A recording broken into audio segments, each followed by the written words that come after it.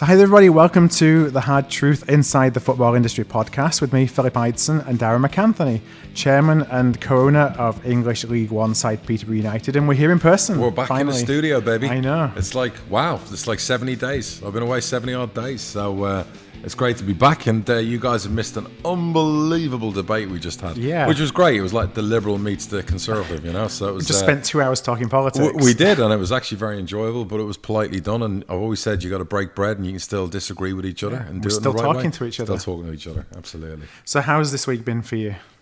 Has it been? It's been funny. It's been up and down. People are probably sick of the sight of me because obviously Sky wanted me on. I did BBC 5 Live yesterday. I did Talk Sports, because obviously the whole project... Give me the name of it again. Project Big Picture. All these Project Restart Big Picture. That's come out. Obviously, we had the Derby win on Saturday. So from that point of view, you know, football changed everything. Yeah. You know, so your weekend, I'm just bouncing from the Derby win. Don't talk to me about football. Town. I saw that. You know, we had to put off recording our podcast because you're the Bradford fan watching your game. I love that. And I saw the result and I was like, oh, fuck. Not good for Phil, but it was your first loss of the season, so you know. Maybe in a few days I'll feel a little take bit it on the chin. We'll see how Saturday goes. Correct. Who have you got on Saturday? Mansfield. They haven't had a great start. No. So and it's been good from a football perspective. What's really sad for the club was we lost a legend, an icon, Tommy Robson. So again, I just want to send my love to his family. He'll be sorely missed. Someone I've known for a long time. The real gutter is that because of COVID. You know, he would probably have his funeral in the cathedral in Peterborough and we would have thousands of people there. So that's the real gutter that only like 25, 30 people are going to be there. But, you know, I said a prayer from the other day. I know he was watching down and then we beat the Cobblers, whooped their ass 2-0 on Saturday. So it was a good derby win away from home. Yeah. Any derby win is a good derby win. Always. I love derbies.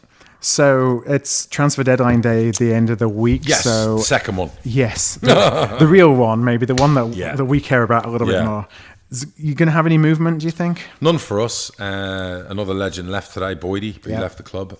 So we came to a compromise agreement on his contract, which, you know, we wish him nothing but the best. But obviously he wasn't going to get the game time. We couldn't afford him in the salary cap. We're not bringing anyone in. We have bids for our players, but we've turned them down. So I foresee a very quiet deadline day. What about Bradford? Any business for them? What are you looking for? What do you need? Well... Tell the fixer. Tell me what you need. After yesterday. You need 11 new players. Typical fan reaction. Might be a long list. Yeah, of course. You know, we just brought in a lad from Wolves called Austin Samuels, who's an 18-year-old. We need some pace up front. So is he good? We'll see. You know, he had his first... Ironically, he played for Wolves in the under-21s against us last week and scored against us. Okay, fair enough. So I like to think that our scouting went beyond seeing somebody having a good game, and saying, we'll sign him up. Yeah. Well, hopefully he'll score a few goals. Yeah, we just need something a little bit up front. You know, we played on last night, Monday, so it's Tuesday as we record here. We played like we didn't know each other. And you know, we haven't played for a couple of weeks because our game against Grimsby got called off because of COVID, but it's a little bit worrying. So we'll see. Hopefully we bounce back on. So you're 5 games in. Yeah. I mean, hand on heart now, are you any closer to the truth after 5 games to when you were panicking in the summer? Not really. You know, we've had some good... we beat Stephen. It's like we haven't really played anybody who you expect to be up there. So we scraped past Stevenage. We had Forest Green where we had 2 sent off and did really well. I think Forest Green will be up there. Yeah, I think so too, actually. We beat Bolton in the League Cup, but they've had a slow start. Sure. Which we predicted they would with the amount of new players they took in. I still think it's the same. You know, you're going to have most of this division is going to be fighting to survive. Sure. You know, I hope that we're above. We've got the talent certainly to be fighting to get out of the division. Would you be disappointed not to finish top 7? Yes. Okay. I don't know if that's because of talent. Is that the Bradford pride in you because you're a big club? Yeah, and that's where I hesitate because I hate, when you come down to when you're a club and you think that you're bigger than the division. Like you want to be humble, but you still want to respect your past. Yeah, nobody is bigger than the league that they're in because you're in that league for a reason. Sure. But that doesn't mean that you don't feel as though I get it. You don't necessarily... Like, losing to Harrogate hurts, but Harrogate deserved to beat us. They're a good team. Yeah. They're a really good team. I've scouted them myself. We were looking at a player theirs last year. Just, they're a good team. They're well put together. They're well managed. People forget about the bounce from non-league. You know, you look at your Lincolns. You look at who else previously in the past have done it, Forest Green have done well coming Burton up. went up. Burton went up again through the leagues. You get that bounce, Yeah. and you come from non-league, and maybe to step up to Division 3, League 3 isn't as big, Yeah. and you carry the momentum on. Yeah. So don't be surprised to see Salford do really well this year. It's taken them a year to adapt, whatever else, and we'll talk about them a little bit later. But I'm of that. Everyone loses their shit after a few bad performances inside of 5-6 games, but I've been in this so long now. Call this experience if you want, and I'm still young, I feel. I actually don't lose my shit anymore when we lose the first couple of games. I'm kind of like just kind of used to that. Yeah. Because we've been there, we've won the first 7 and still been shit. Yeah. And we've been there where last year we lost 3 out of the first 4 and we were one of the best teams in the league. And again this year, I was in Dubai last week watching us against Swindon, and we obviously won the game. We were horrific in the first half, but as much as I was irritated, I was still like, you know what, it's going to take us like 6, 7, 8 games here to really get moving. And I still think we're in third gear. And I just think for a lot of teams, Steve Evans texted me earlier today, and I was saying, you boys are doing well at Gillingham. And he's like, oh, we're young. And I said, yeah, I read all your press shite where you're going, oh, we're too young, we've got no chance. I said, Steve, I know you would kill your wife to get a promotion. So he would feel confident. But I just said to him, you know what, it's a funny league. It's going to take probably 15 games in League One to assess who are the real title favourites, because Hull started really well, Ipswich have started really well. But if you look at the fixture list, the minute they start playing those tougher or trickier teams, maybe it's not as dominant as you think. So I don't know, we've got a tough one this weekend. Oxford haven't been in a good run of form. Right, they're third bottom. But it doesn't bottom. matter. It doesn't matter. Yeah. They'll be up there. Yeah. So if my players think Oxford is a relegation team, they'll lose.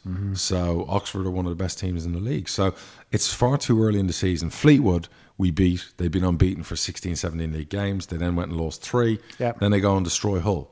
Yep. So one of my little dark horses this year I'd picked, and everyone said I was mad in the summer, and we did this kind of in pre-season camp. We all picked teams. Who's going to get promoted? Who's a dark horse? I picked Crewe as a dark horse. Interesting. And everyone was like, no, you got no chance. I said, no. I said, Crewe, they're such a well-run football club with the youth and the academy. And I said, they've been together for 2-3 years now. The manager, the players, they've got a really strong spine. I'd buy 5 of their youngsters. If we were in the championship this summer, I would have tried to buy 4 or 5 of their players. They've got some really, really good young players who've been together. And once you've been together fighting in the trenches, you become a better unit. And I just thought, Crewe are going to be a dark horse, in my opinion, this year.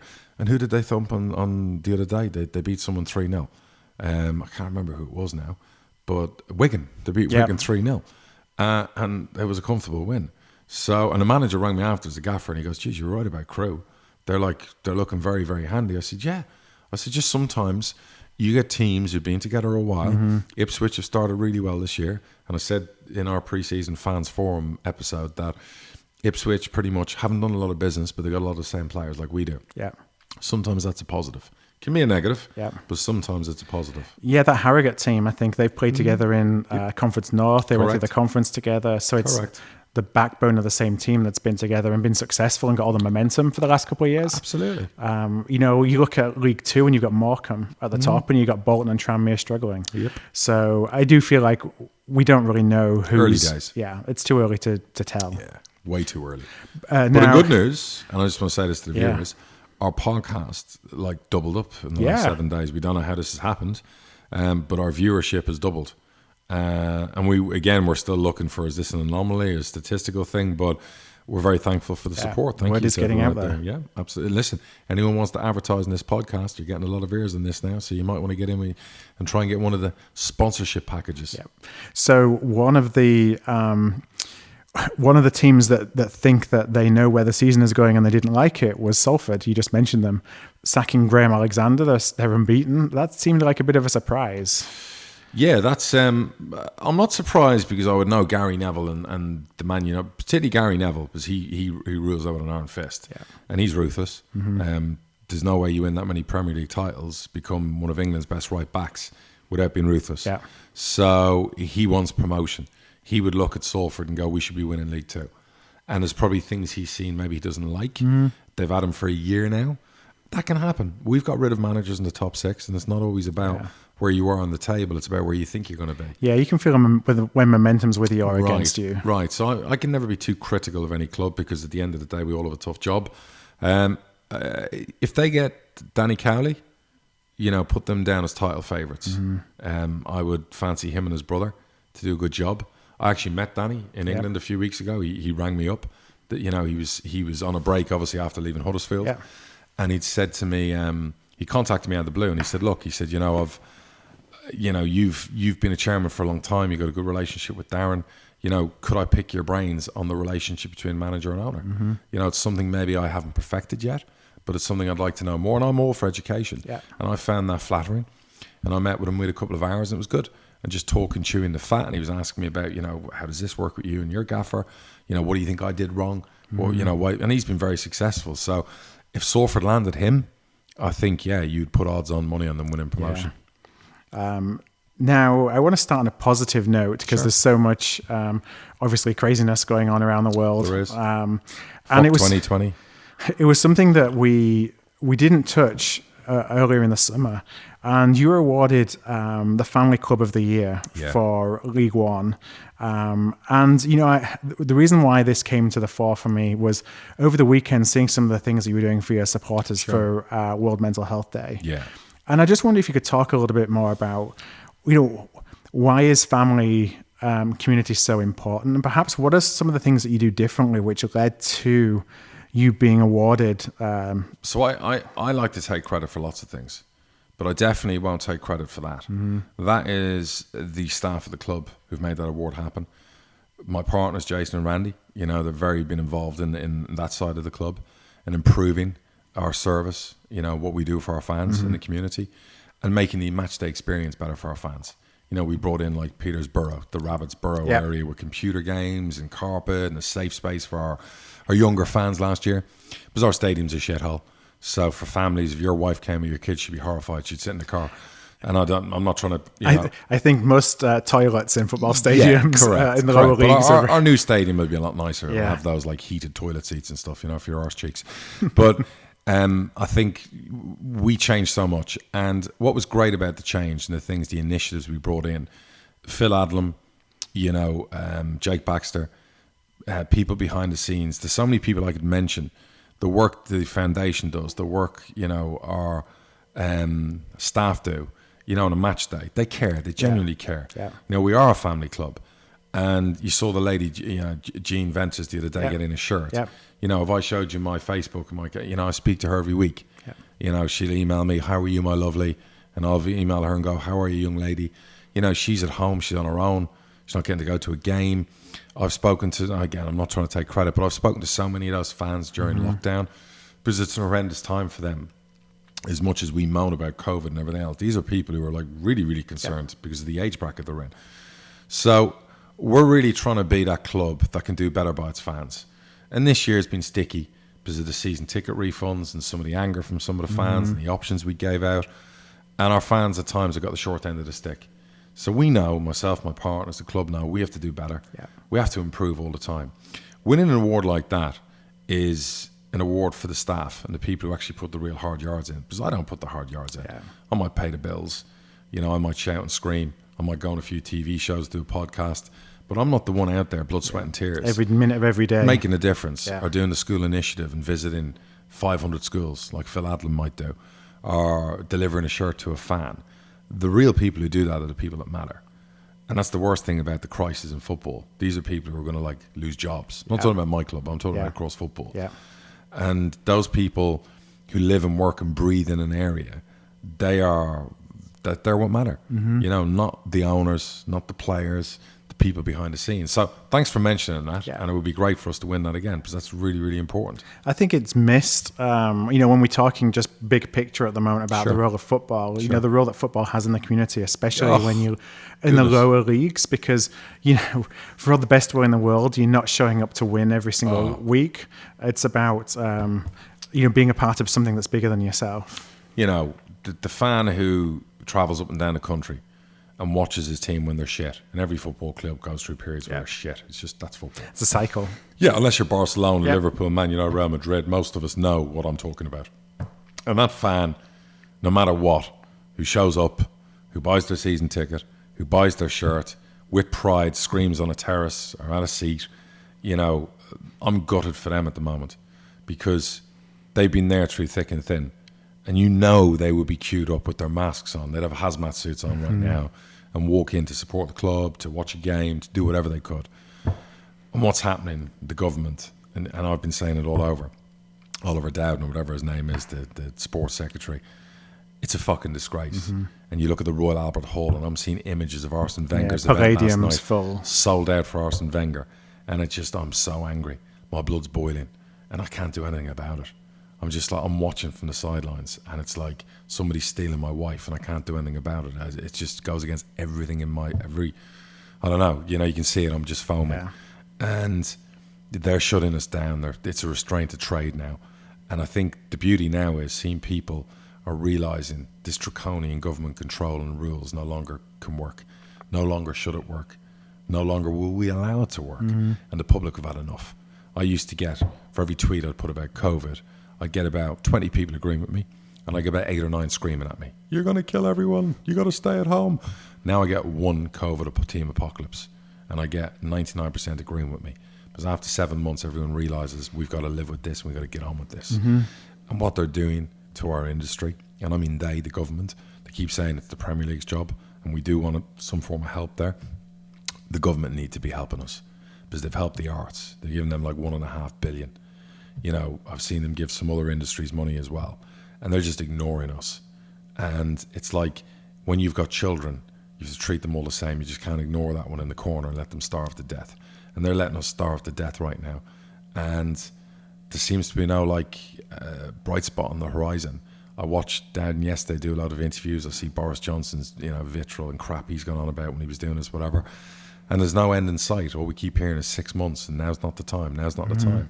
I'm watching American sports, the NFL, the other day, and I'm watching teams who got 12, 15,000 people back in stadiums.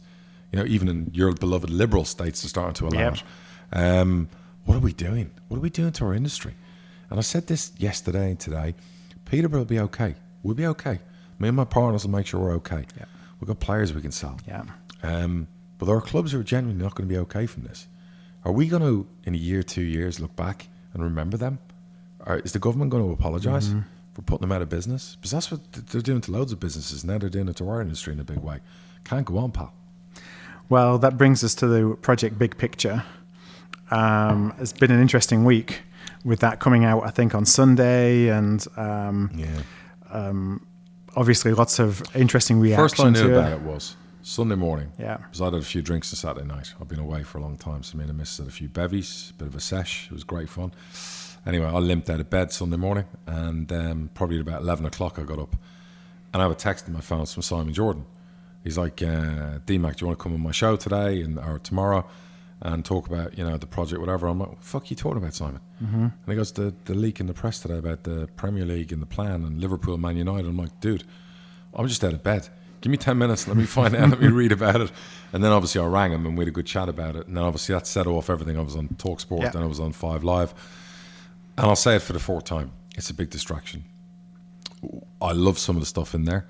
Give me 6 million a year instead of 1.5 million in League One. Sign me up. I'm a prostitute. I'll take it. I'll drop my drawers. You don't even need to use Vaseline. I'm all in.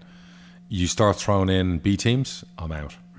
You start throwing in, we can close relegation off and become like the MLS and the USL in America, I'm out. Anything that damages the pyramid and the authenticity and the format behind how we operate, I'm against. If they want to try and put 10 loans in all our teams, I'm against. If they want to help us have more money, if they want to help us with stadia redevelopment, which was in there. Yeah, it's a nice... Yeah, I like that. Nice they want to make in there. They want to make away the tickets 20 quid and cheaper because we've got all this access to more money. I'm in. If they want to help us improve our facilities, I'm in. If they're going to help the Football League become more self-sufficient and we have financial control and we have a bigger piece of the pie and it doesn't damage the integrity of what we're all about, I'm in. Like I told you, no Vaseline required. You're in as well. But unfortunately, Parry, Liverpool, Man United are the villains, according to the press. Everyone's losing their shit. The hysteria, the articles, me on every channel that wants to talk to me about it and whatever else. And as I keep saying, it's a distraction because they're going to need 14 votes. The votes won't happen. But it's okay to have a conversation. You can have conversations about doing deals. And yeah, there's always going to be self-interest in there. We found that out with Tottenham will be able to get some money back for their stadium. There's a few of the little quirks in there for the big six. But overall, you know, the impression is the EFL would vote for it because of the good things in there. Yeah. But that's not happening today or tomorrow. What is happening today and tomorrow is some clubs can't pay wages. What is happening today and tomorrow is that our EFL have known for 6 months we've needed help. The Premier League have known for 6 months we've needed help.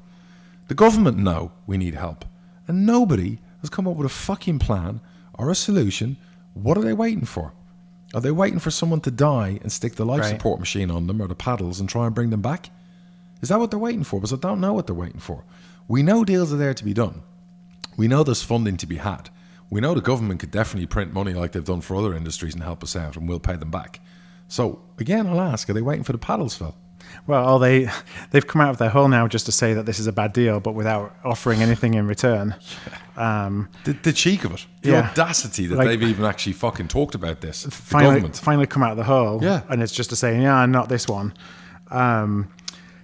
So where do we go from here? So is this is this going to be a stake in the ground and we're now going to be chasing down this rabbit hole and get everyone on the negotiation table, or is this dead? And it's why people don't need to be fed up seeing me, because people like me and other people out there need to come out and go, hey, eye on the prize. This is great and this is a conversation and that's something we can have to decide. But the eye on the prize is to today, the bailout we need today. And that needs to be driven. The pressure needs to be put on the government. The pressure needs to be put on the Premier League.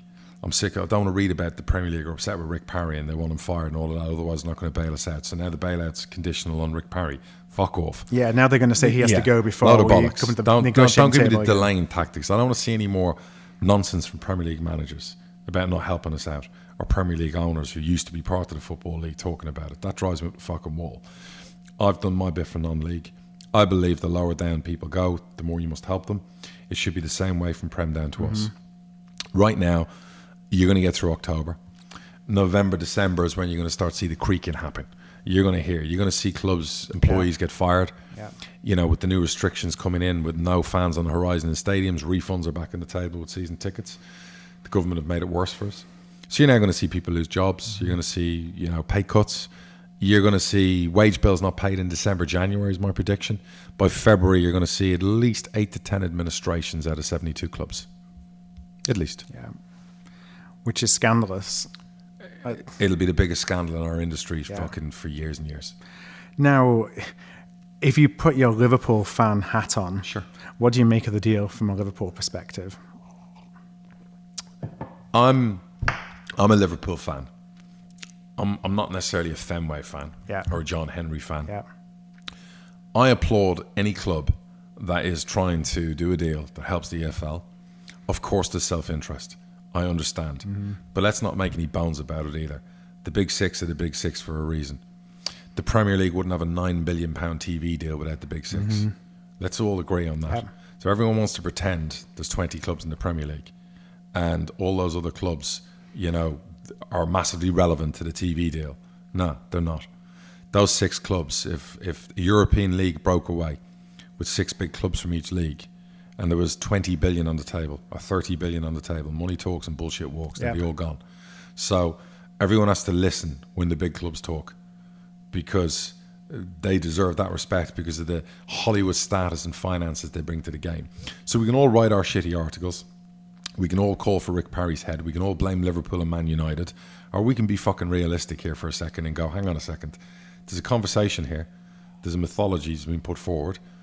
Before we all dismiss it and move on, why don't we study it and see, is there some common ground to be found? But we do that to the side whilst we get the while we bailout. get some money in the door. Correct. And that's not my Liverpool hat on. Yeah. That's my businessman hat on. Yeah. That is my Mr. Reality hat on. And not panicking and screaming and shouting like an idiot, like lots of people have, and taking this story and gone away from the main story, which is we're in trouble in the EFL. And that's what's been lost in this the last few days. Yeah, I feel as though kind of what you said is there's an inevitability that the big clubs will get this power by hook or by crook. Of course they will. So are they going to do it on their own, or are they going to do it by throwing a bone to everybody else in the process? They do it on their own, we're all fucked. Right. So, you know, it's that's life. That's just the way it works. And I get everyone's irritation with it, and I get all the romanticism of it. But listen, there's a compromise here. There's money on the table to make the Football League non-vulnerable, to make them secure, to help out women's football, to help out the FA, to then in turn help out grassroots football. Yeah. And yes, sometimes, I said this yesterday, Phil, if you can't pay your mortgage or put food in the fridge and someone comes to your door with a deal, yeah, you're biting the hands off. sometimes you're going to have to open a door. Yeah. And you're going to have to have a discussion with that devil that stood at the door. And that's just life. To ignore it would be irresponsible. And, to slaughter it, smack it down without even going any further would be grossly irresponsible, considering where we are at the moment. Yeah. And that's the hard truth. Yeah, and that's kind of how I look at this as well, that the big clubs are going to fortify their power one way or the other.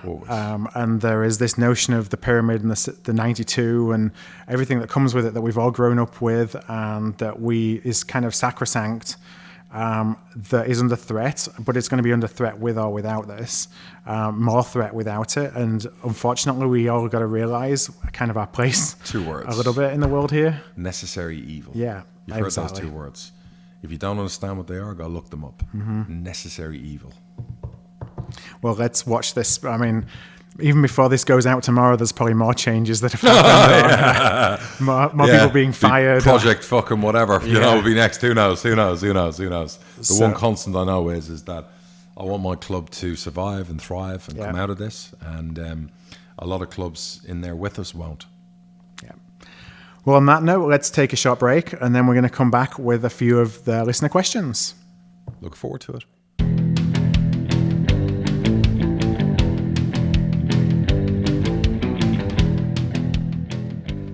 Hi everybody, so we're back here with the Hard Truth podcast with some listener questions for the week. And the first one comes from Ricardo Pino. Ricardo said that Darragh has mentioned previously that getting promotion to the championship would really change the life of Peterborough as a club.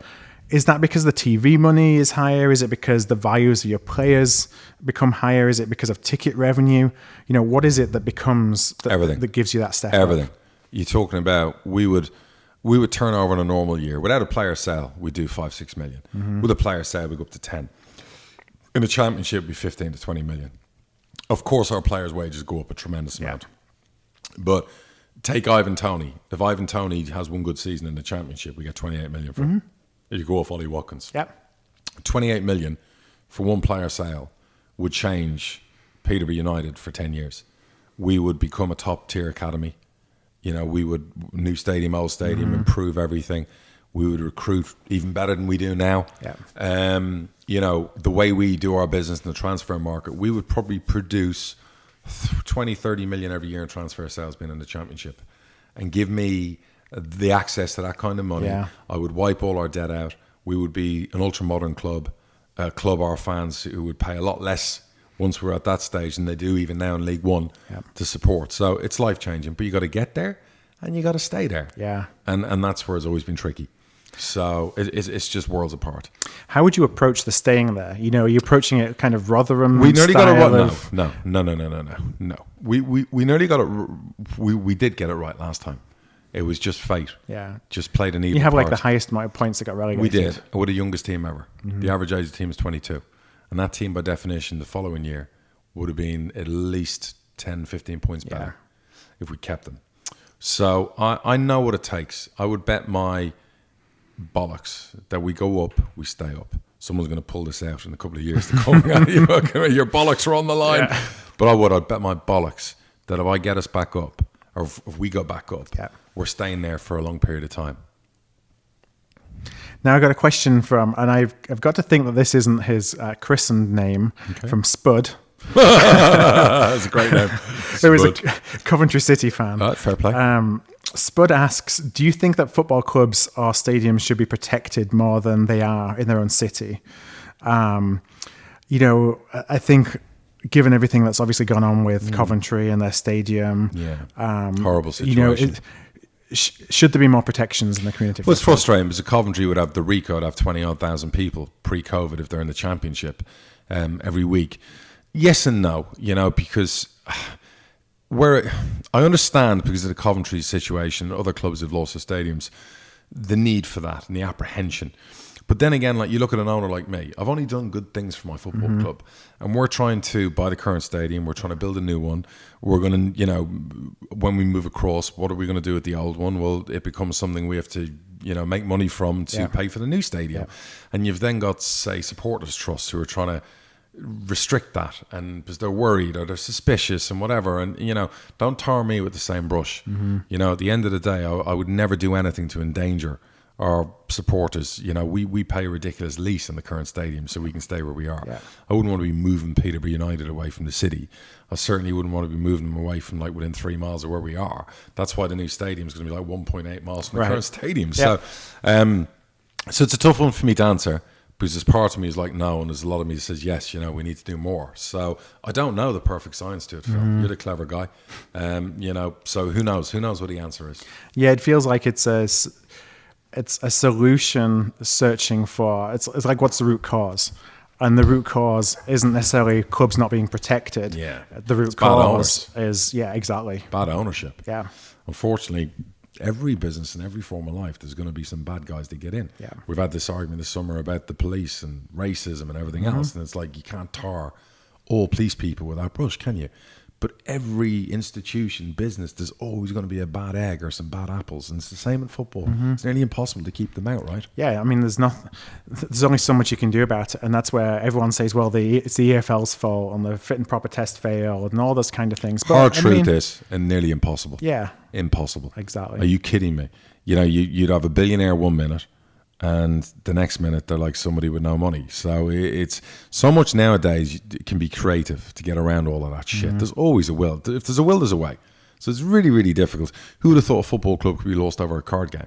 Right. If that's true. So, fuck knows. I don't know how you stop it.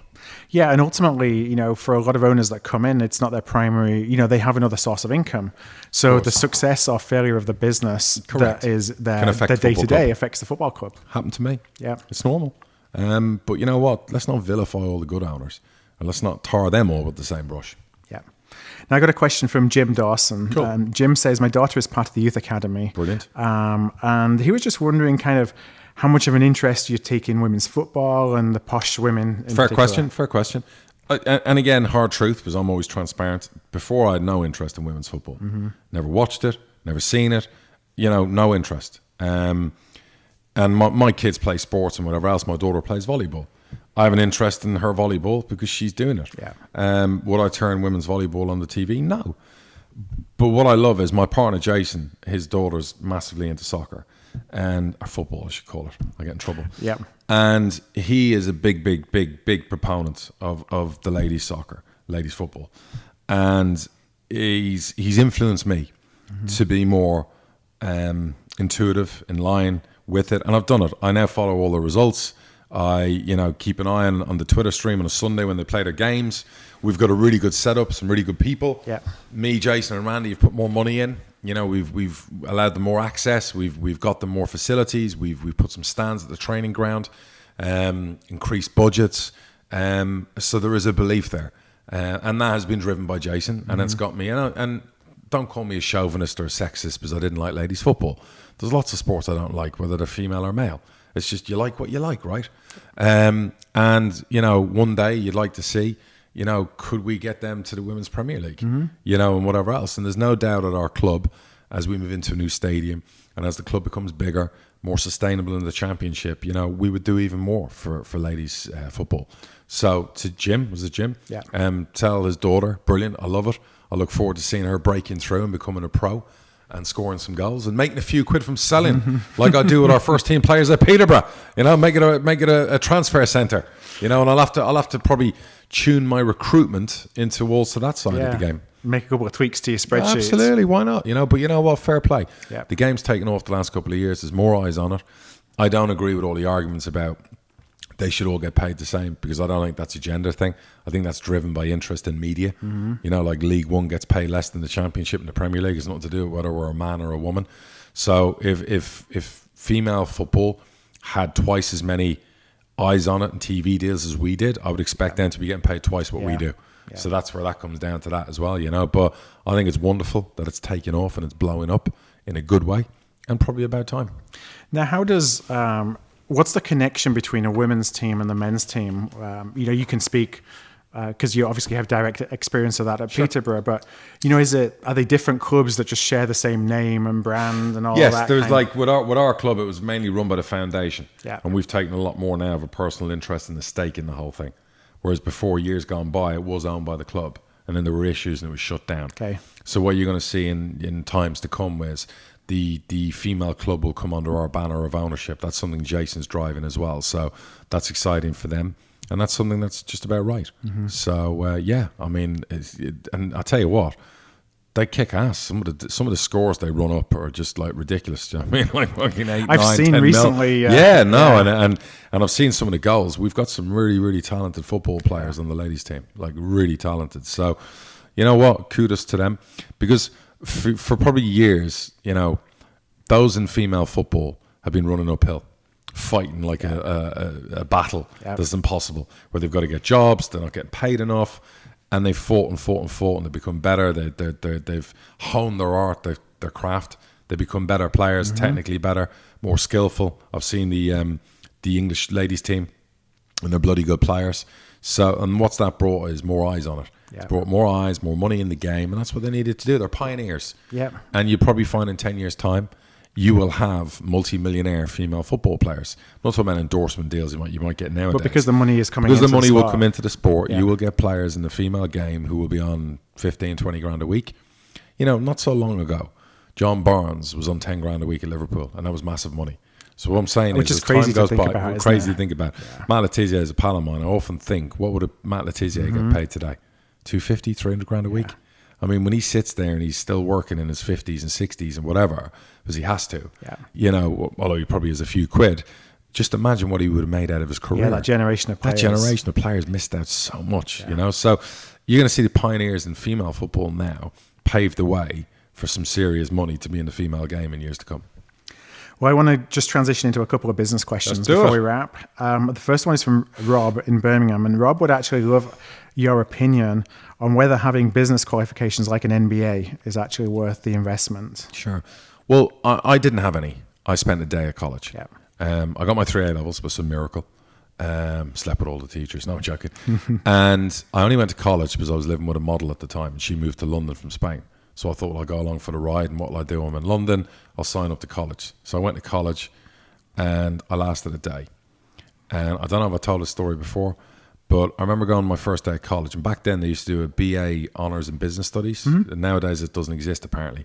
But I signed up for a 4-year course. That's the one I did. BA Honours in Business Studies. Okay, right. Yeah. So day one, I've gone in. I've been out clubbing in the West End the night before with a model and all her mates.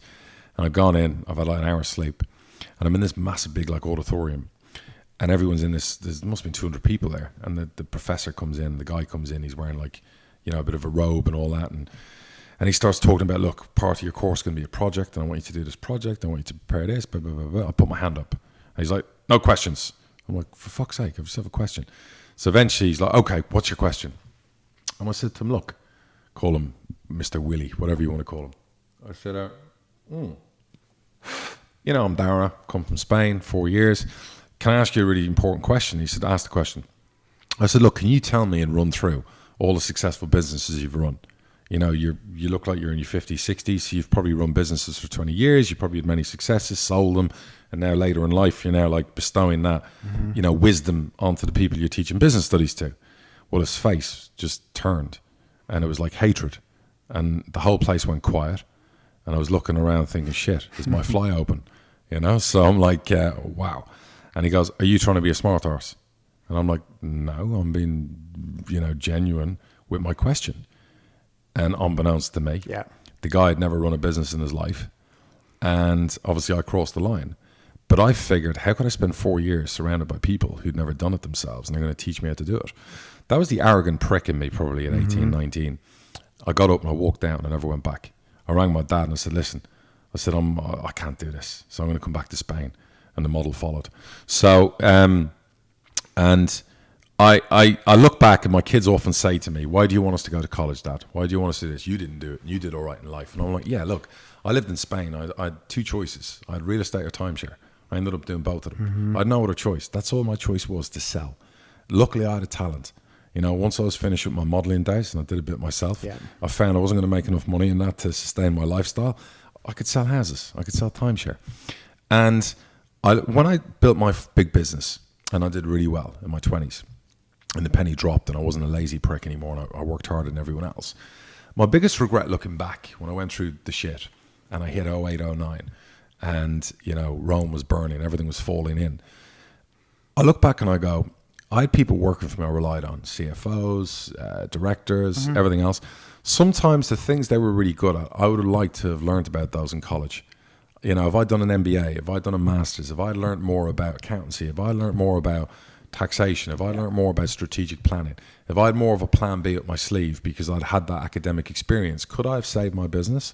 Could I have applied myself better? Yeah. Could I, instead of taking my street smart response, the way I do everything because I'm street smart, instead of thinking, I can get out of this and I can do this and whatever, could I have gone down a different route based on...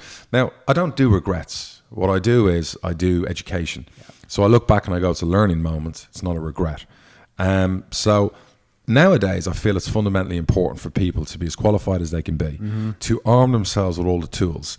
And if education, if a degree, an MBA, if that's what it's called, is a tool, go and get it. If you can do it while you're working, if this is someone who's a mature student, somebody who's maybe later in life missed the boat on school, wants to go out and improve themselves, I am all for that. I endorse it. And nowadays, when you're looking for jobs, there is a bit of snobbery to it.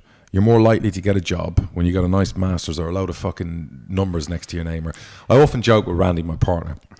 Jason, our third partner, is a doctor. This guy's got more degrees, you know what I mean, than me and you. Like, could fill this room with books. He was building rockets. So he's a super, super academic, super smart, super intelligent. And we always laugh because me and Randy aren't built that way. We're like the sales guys in the room, and we're all equally successful. Yeah. We've all gone about it in a different way. Yeah. But, Jason probably is very good at certain things because of his academic experience and what he's learned. So I am absolutely always for endorsing. Do anything to improve yourself. If if that's what you want, an MBA, and it's going to help you, add to your skill set. Because in 2020, 2021, we're living in a new world. The more you've got in your artillery, the better. So you got to do it. I mean, Phil, are you highly qualified? So I did my BA honours in business studies. You finished the 4 years, right? I finished my 4 years.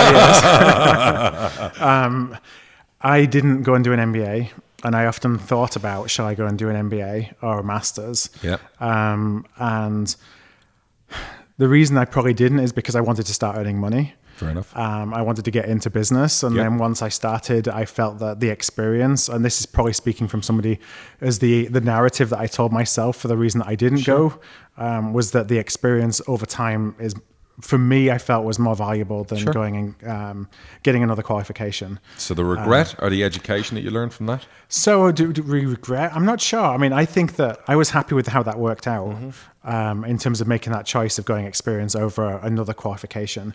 When I look and think about who I've hired, for me personally, I've never made a hiring decision over how many letters somebody has. Sure.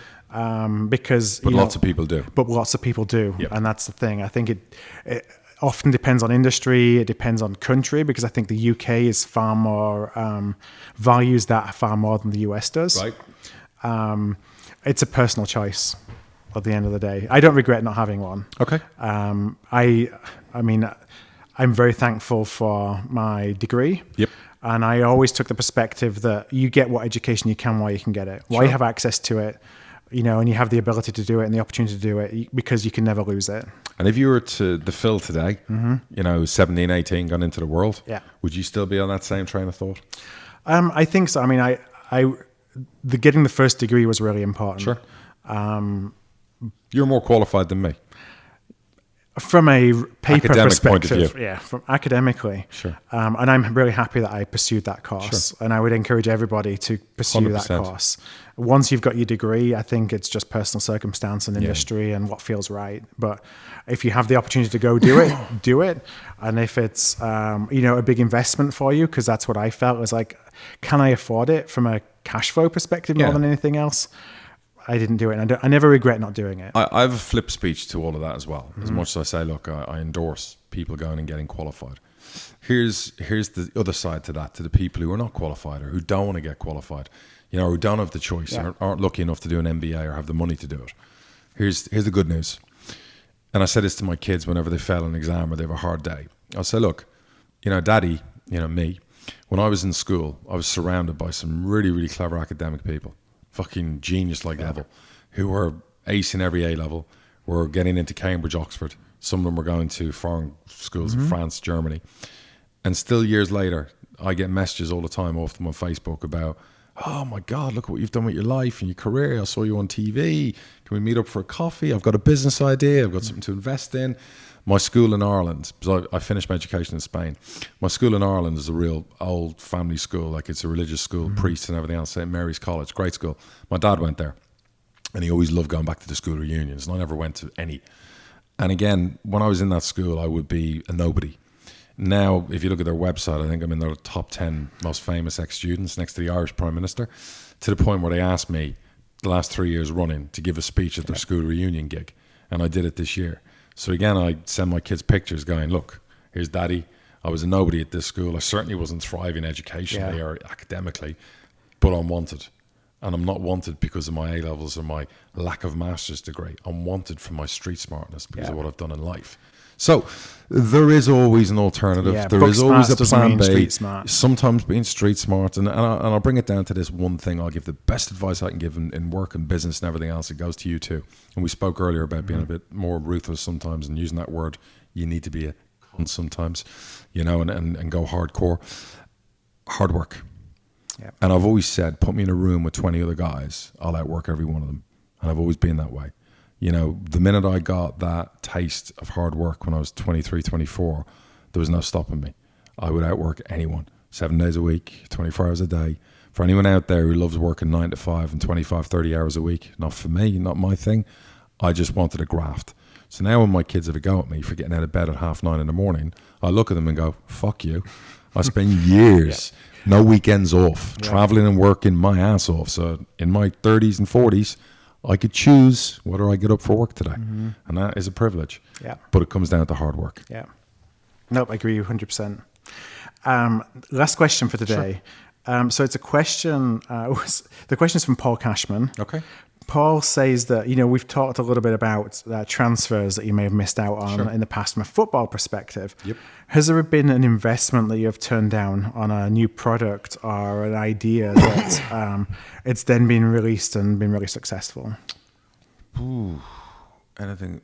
Yeah, I've often spoken about it. I did a deal to buy Orlando City. If I'm going to talk about any deals, I had a deal done to buy half of Orlando City about 7 years ago. Okay. I've still got all the paperwork. We did due diligence. I agreed a deal. It was a great deal for probably, it was like $1 million, $1.5 million. They were in the USL. They weren't even in the MLS. And the whole idea was to get them to the MLS. Yep. And the day I was signing the deal, one of the people who was signing the deal with me changed the deal there in the boardroom. I'd never met them before. And I don't play like that. And one of my rule of thumb in business is if someone tries to change the deal at the last minute, you walk. So I walked away over the confusion, if you want to call it that, over what happened. A couple of years later, they got a Brazilian guy in. He bought the club. I think he paid more. But he ended up, the club's worth like 300 million because they got the MLS license. Yep. So whenever anyone brings up Orlando City, soccer in the MLS, I kind of like, oh, for fuck's sake. And my pride at the time and look, I did the right thing. Yeah. You can't work with people who like change deals last minute. There's a trust. Yeah, there's a trust, and I missed out on a serious payday. There. But there'll be other paydays and there'll be other deals, and I don't lose sleep over it. But that's a big deal right there. Before we go, I want to ask you about yourself, because obviously you've had a big week in your procurement industry and what you were doing.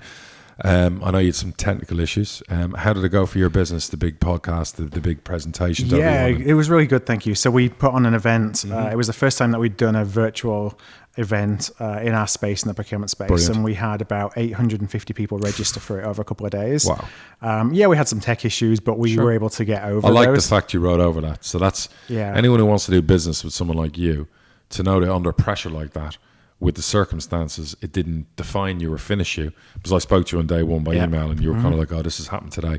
Most people would lose their shit, but you handled it brilliantly. Thank you. Yeah, we fortunately got lots of credit from people who were involved, and we didn't lose anybody. Good. We have a really engaged set of community that was involved in it. So it was really successful. It was hard work. We did it for a number of reasons. We did it to showcase a product that we've got. Fantastic. Frankly, we did it for data. Good. Because we got data from 800 different companies to better understand what their challenges, what their priorities are. Good. Things that is just that, as data, as you talk about all the time, data is gold. Key. So when we look back with relief that it was done, but we're going to do another one in March, I think. Good. I keep on going. So it was a crazy couple of weeks, but it'll pay dividends. Yeah, I think so. Good. Definitely worth the investment. Thinking so doesn't pay the bills. Will it pay dividends?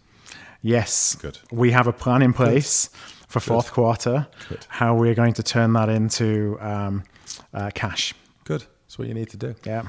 Listen, let's wrap it up. For those of you out there, whether it's sports, business, whatever, this podcast isn't just about football or Peterborough. We talk about life events. We talk about football, different industries, other sports if you want to talk about it. We like at the end to talk business. If you want more business, let us know. Yep. We appreciate you leaving comments, on the podcast forums like Apple and whatever else. The more views, more comments, the more listeners we get. We love getting emails. Phil's going to tell you the email address. Any questions, you can bang in some emails too. Yeah, it's going to be, if you can actually go to the website, there's a form on there, hardtruthfootball.com/contact. Just pop your question in there. And if we ever go down the route where we decide to do just a business podcast, if you're interested, go on our website. Yep, hardtruthfootball.com. Fill in your details, sign up as a member, and you will get alerted and get access to that when we do it. Yep, we've lots of things in the pipeline. Absolutely. That go beyond football. So correct. So for now, we're done. All right, let's wrap it up. Take care, everybody. Take care, guys.